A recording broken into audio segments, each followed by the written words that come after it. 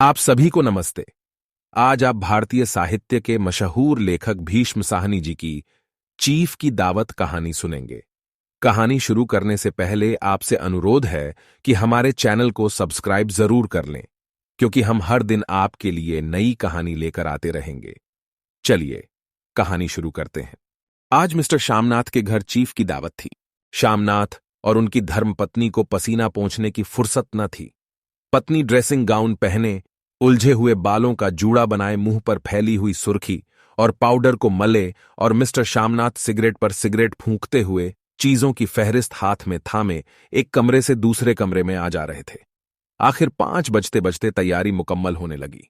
कुर्सियां, मेज, तिपाइयां, नैपकिन, फूल सब बरामदे में पहुंच गए। ड्रिंक का इंतजाम बैठक में कर दिया गया। अब घर का फालतू सामान अलमारियों के पीछे और पलंगों के नीचे छिपाया जाने लगा। तभी श्यामनाथ के सामने सहसा एक अड़चन खड़ी हो गई। मां का क्या होगा? इस बात की ओर न उनका और न उनकी कुशल गृहिणी का ध्यान गया था। मिस्टर श्यामनाथ श्रीमती की ओर घूमकर अंग्रेजी में बोले, मां का क्या होगा? श्रीमती काम करते करते ठहर गई और थोड़ी देर तक सोचने के बाद बोली, इन्हें पिछवाड़े इनकी सहेली के घर भेज दो। रात भर बेशक वहीं रहे, कल आ जाएं। श्यामनाथ सिगरेट मुंह में रखे सिकुड़ी आंखों से श्रीमती के चेहरे की ओर देखते हुए पल भर सोचते रहे। फिर सिर हिलाकर बोले, नहीं, मैं नहीं चाहता कि उस बुढ़िया का आना जाना यहां फिर से शुरू हो। पहले ही बड़ी मुश्किल से बंद किया था। मां से कहें कि जल्दी ही खाना खा के शाम को ही अपनी कोठरी में चली जाए। मेहमान कहीं 8 बजे आएंगे, इससे पहले ही अपने काम से निबट लें। सुझाव ठीक था, दोनों को पसंद आया। मगर फिर सहसा श्रीमती बोल उठीं, जो वह सो गईं और नींद में खर्राटे लेने लगीं तो साथ ही तो बरामदा है जहां लोग खाना खाएंगे। तो इन्हें कह देंगे कि अंदर से दरवाजा बंद कर लें, मैं बाहर से ताला लगा दूंगा। या मां को कह देता हूं कि अंदर जाकर सोए नहीं, बैठी रहें, और क्या। और जो सो गई तो डिनर का क्या मालूम कब तक चले। 11 बजे तक तो तुम ड्रिंक ही करते रहते हो। श्यामनाथ कुछ खींच उठे, हाथ झटकते हुए बोले, अच्छी भली ये भाई के पास जा रही थी, तुमने यूं ही खुद अच्छा बनने के लिए बीच में टांग अड़ा दी। वाह, तुम मां और बेटे की बातों में मैं क्यों बुरी बनूं? तुम जानो और वह जाने। मिस्टर श्यामनाथ चुप रहे। यह मौका बहस का न था, समस्या का हल ढूंढने का था। उन्होंने घूमकर मां की कोठरी की ओर देखा। कोठरी का दरवाजा बरामदे में खुलता था। बरामदे की ओर देखते हुए झट से बोले, मैंने सोच लिया है। और उन्हीं कदमों मां की कोठरी के बाहर जा खड़े हुए। मां दीवार के साथ एक चौकी पर बैठी, दुपट्टे में मुंह सिर लपेटे माला झप रही थी। सुबह से तैयारी होती देखते हुए मां का भी दिल धड़क रहा था। बेटे के दफ्तर का बड़ा साहब घर पर आ रहा है, सारा काम सुबीते से चल जाए। मां, आज तुम खाना जल्दी खा लेना, मेहमान लोग 7:30 बजे आ जाएंगे। मां ने धीरे से मुंह पर से दुपट्टा हटाया और बेटे को देखते हुए कहा, आज मुझे खाना नहीं खाना है बेटा, तुम जो जानते हो, मांस मछली बने तो मैं कुछ नहीं खाती। जैसे भी हो, अपने काम से जल्दी निबट लेना। अच्छा बेटा। और मां, हम लोग पहले बैठक में बैठेंगे, उतनी देर तुम यहां बरामदे में बैठना। फिर जब हम यहां आ जाएं तो तुम गुसलखाने के रास्ते बैठक में चली जाना। मां अवाक बेटे का चेहरा देखने लगी, फिर धीरे से बोली, अच्छा बेटा। और मां, आज जल्दी सो नहीं जाना, तुम्हारे खर्राटों की आवाज दूर तक जाती है। मां लज्जित सी आवाज में बोली, क्या करूं बेटा, मेरे बस की बात नहीं है। जब से बीमारी से उठी हूं, नाक से सांस नहीं ले सकती। मिस्टर श्यामनाथ ने इंतजाम तो कर दिया, फिर भी उनकी उधेड़ बुन खत्म नहीं हुई। जो चीफ अचानक उधर आ निकला तो 8-10 मेहमान होंगे, देसी अफसर, उनकी स्त्रियां होंगी। कोई भी गुसलखाने की तरफ जा सकता है। क्षोभ और क्रोध में वह झुंझलाने लगे। एक कुर्सी को उठाकर बरामदे में कोठरी के बाहर रखते हुए बोले, आओ मां, इस पर जरा बैठो तो। मां माला संभालती, पल्ला ठीक करती उठी और धीरे से कुर्सी पर आकर बैठ गई। यूं नहीं मां, टांगे ऊपर चढ़ाकर नहीं बैठते, ये खाट नहीं है।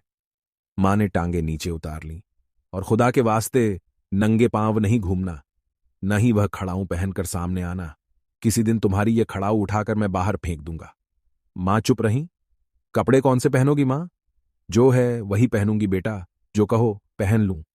मिस्टर श्यामनाथ सिगरेट मुंह में रखे, फिर अधखुली आंखों से मां की ओर देखने लगे और मां के कपड़ों की सोचने लगे। श्यामनाथ हर बात में तरतीब चाहते थे। घर का सब संचालन उनके अपने हाथ में था। खूंटियां कमरों में कहां लगाई जाएं, बिस्तर कहां पर बिछे, किस रंग के पर्दे लगाए जाएं, श्रीमती कौन सी साड़ी पहने, मेज किस साइज की हो। श्यामनाथ को चिंता थी कि अगर चीफ का साक्षात मां से हो गया तो कहीं लज्जित नहीं होना पड़े। मां को सिर से पांव तक देखते हुए बोले, तुम सफेद कमीज और सफेद सलवार पहन लो मां, पहन के आओ तो जरा देखूं। मां धीरे से उठी और अपनी कोठरी में कपड़े पहनने चली गई। ये मां का झमेला ही रहेगा। उन्होंने फिर अंग्रेजी में अपनी स्त्री से कहा, कोई ढंग की बात हो तो भी कोई कहे। अगर कहीं कोई उल्टी सीधी बात हो गई, चीफ को बुरा लगा, तो सारा मजा जाता रहेगा। मां सफेद कमीज और सफेद सलवार पहनकर बाहर निकली। छोटा सा कद, सफेद कपड़ों में लिपटा, छोटा सा सूखा हुआ शरीर, धुंधली आंखें, केवल सिर के आधे झड़े हुए बाल पल्ले की ओट में छिप पाए थे। पहले से कुछ ही कम कुरूप नजर आ रही थीं। चलो ठीक है, कोई चूड़ियां वूड़ियां हों तो वह भी पहन लो, कोई हर्ज नहीं। चूड़ियां कहां से लाऊं बेटा, तुम तो जानते हो सब जेवर तुम्हारी पढ़ाई में बिक गए। यह वाक्य श्यामनाथ को तीर की तरह लगा। तिनक कर बोले, ये कौन सा राग छेड़ दिया मां, सीधा कह दो नहीं है जेवर, बस। इससे पढ़ाई वढ़ाई का क्या ताल्लुक है। जो जेवर बिका तो कुछ बनकर ही आया हूं, निरा लंडूरा तो नहीं लौट आया।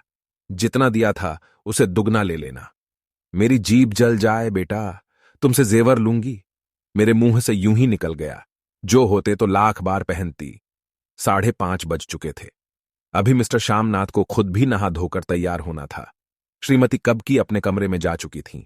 श्यामनाथ जाते हुए एक बार फिर मां को हिदायत करते गए, मां, रोज की तरह गुमसुम बन के नहीं बैठी रहना। अगर साहब इधर आ निकलें और कोई बात पूछें तो ठीक तरह से बात का जवाब देना। मैं न पढ़ी न लिखी बेटा, मैं क्या बात करूंगी। तुम कह देना मां अनपढ़ है, कुछ जानती समझती नहीं, वह नहीं पूछेगा। 7 बजते बजते मां का दिल धक धक करने लगा। अगर चीफ सामने आ गया और उसने कुछ पूछा तो वह क्या जवाब देंगी। अंग्रेज को तो दूर से ही देखकर घबरा उठती थीं। यह तो अमरीकी है, न मालूम क्या पूछे, मैं क्या कहूंगी। मां का जी चाहा कि चुपचाप पिछवाड़े विधवा सहेली के घर चली जाए, मगर बेटे के हुक्म को कैसे टाल सकती थी। चुपचाप कुर्सी पर से टांगे लटकाए वहीं बैठी रही। एक कामयाब पार्टी वह है जिसमें ड्रिंक कामयाबी से चल जाए। श्यामनाथ की पार्टी सफलता के शिखर चूमने लगी। वार्तालाप उसी रॉ में बह रहा था जिस रॉ में गिलास भरे जा रहे थे। कहीं कोई रुकावट न थी, कोई अड़चन न थी। साहब को भिस्की पसंद आई थी, मेम साहब को पर्दे पसंद आए थे, सोफा कवर का डिजाइन पसंद आया था, कमरे की सजावट पसंद आई थी। इससे बढ़कर क्या चाहिए। साहब तो ड्रिंक के दूसरे दौर में ही चुटकुले और कहानियां कहने लग गए थे। दफ्तर में जितना रोब रखते थे, यहां पर उतने ही दोस्त परवर हो रहे थे। और उनकी स्त्री काला गाउन पहने, गले में सफेद मोतियों का हार, सेंट और पाउडर की महक से औतप्रोत कमरे में बैठी सभी देसी स्त्रियों की आराधना का केंद्र बनी हुई थीं। बात बात पर हंसती, बात बात पर सिर हिलाती और श्यामनाथ की स्त्री से तो ऐसे बातें कर रही थीं जैसे उनकी पुरानी सहेली हों। और इसी रो में पीते पिलाते 10:30 बज गए। वक्त गुजरते पता ही न चला। आखिर सब लोग अपने अपने गिलासों में से आखिरी घूंट पीकर खाना खाने के लिए उठे और बैठक से बाहर निकले।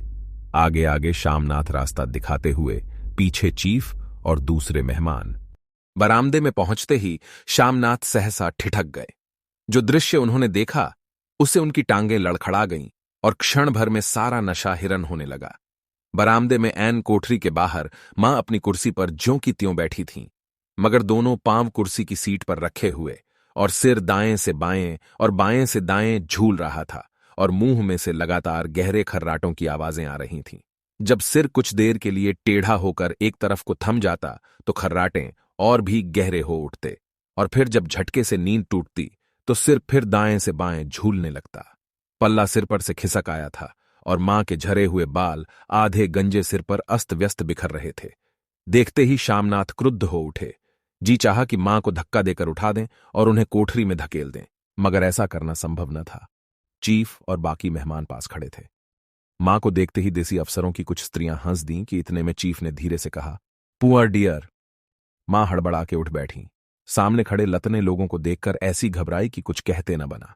झट से पल्ला सिर पर रखती हुई खड़ी हो गईं और जमीन को देखने लगी। उनके पांव लड़खड़ाने लगे और हाथों की उंगलियां थर थर कांपने लगीं। मां, तुम जाके सो जाओ, तुम क्यों इतनी देर तक जाग रही थीं? और खिसियाई हुई नजरों से श्यामनाथ चीफ के मुंह की ओर देखने लगे। चीफ के चेहरे पर मुस्कुराहट थी। वह वहीं खड़े खड़े बोले, नमस्ते। मां ने झिझकते हुए अपने में सिमटते हुए दोनों हाथ जोड़े, मगर एक हाथ दुपट्टे के अंदर माला को पकड़े हुए था, दूसरा बाहर। ठीक तरह से नमस्ते भी न कर पाई। श्यामनाथ इस पर भी खिन्न हो उठे। इतने में चीफ ने अपना दायां हाथ हाथ मिलाने के लिए मां के आगे किया। मां और भी घबरा उठी। मां, हाथ मिलाओ। पर हाथ कैसे मिलाती? दाएं हाथ में तो माला थी।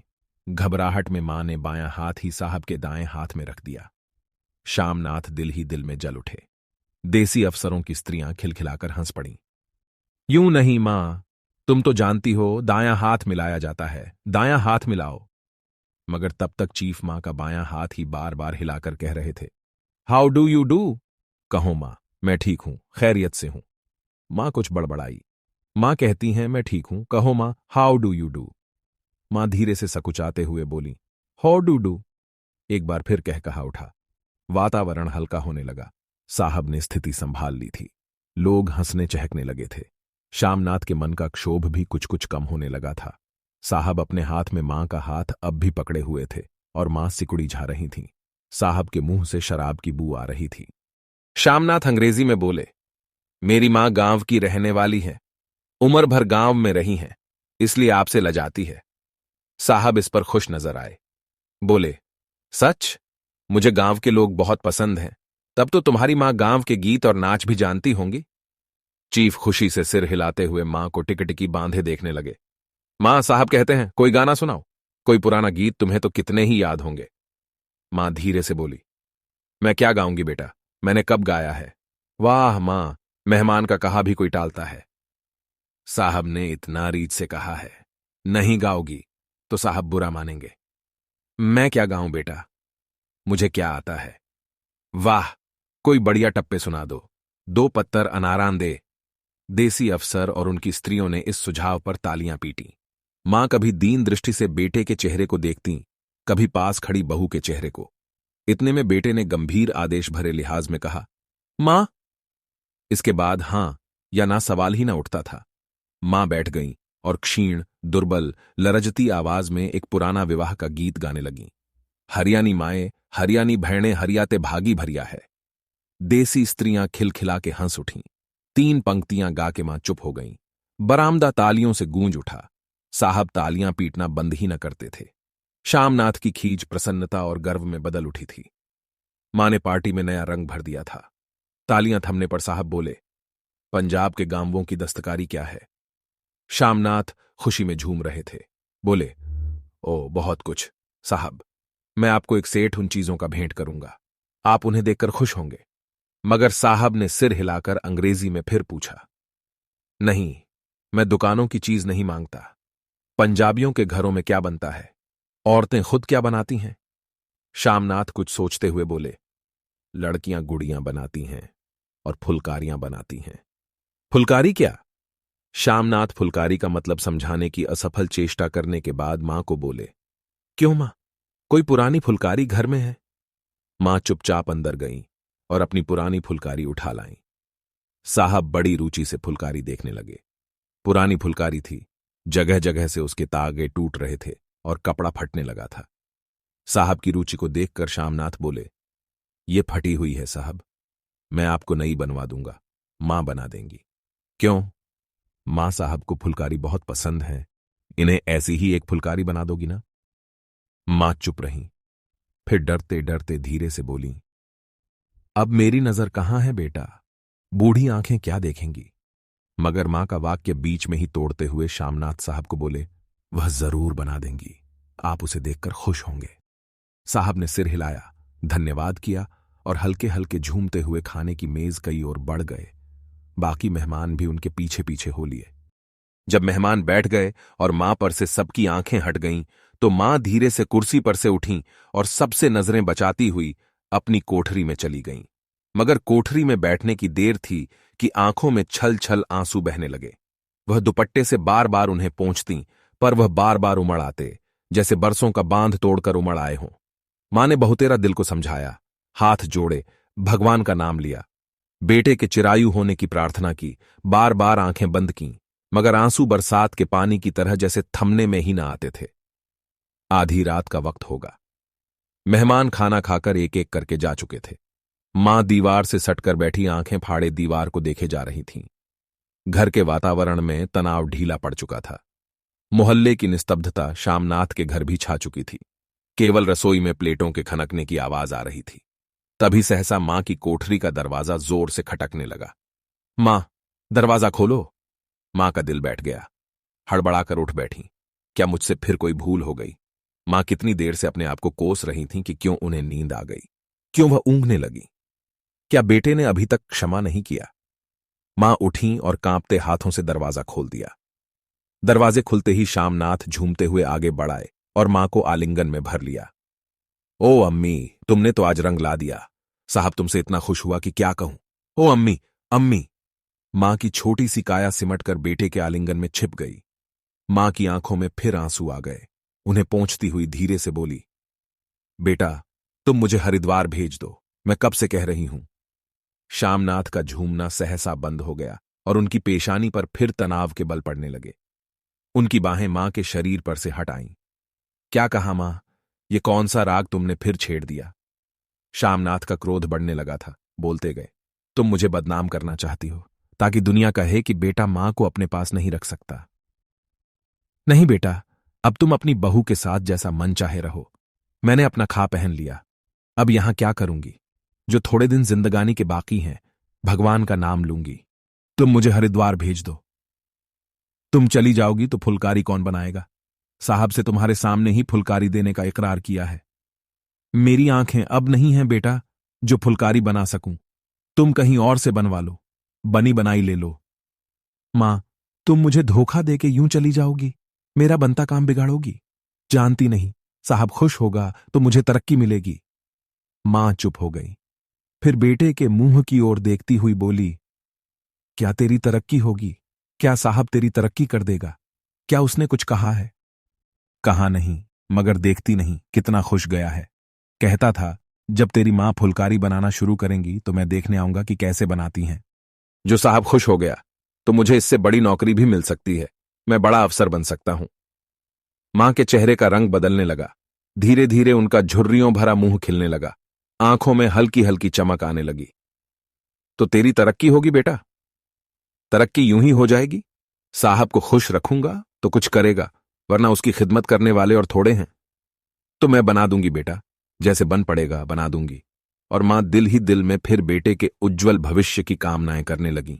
और मिस्टर शामनाथ, अब सो जाओ मां, कहते हुए तनिक लड़खड़ाते हुए अपने कमरे की ओर घूम गए। यह थी भीष्म साहनी जी द्वारा रचित कहानी चीफ की दावत। अगर आपको कहानी पसंद आई तो कमेंट करके जरूर बताएं।